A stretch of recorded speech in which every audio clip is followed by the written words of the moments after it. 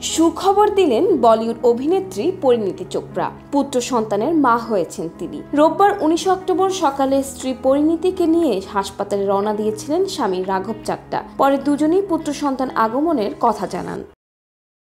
ভারতীয় সংবাদ মাধ্যমের প্রতিবেদন অনুযায়ী এদিন সোশ্যাল মিডিয়ায় পরিণীতি ও রাঘব যৌথ পোস্টে জানান, আমাদের এর আগের জীবনটা ঠিক কেমন ছিল তা আমরা মনে করতে পারছি না। আমাদের এখন দুই বাহু ও হৃদয় উভয়ই পরিপূর্ণ।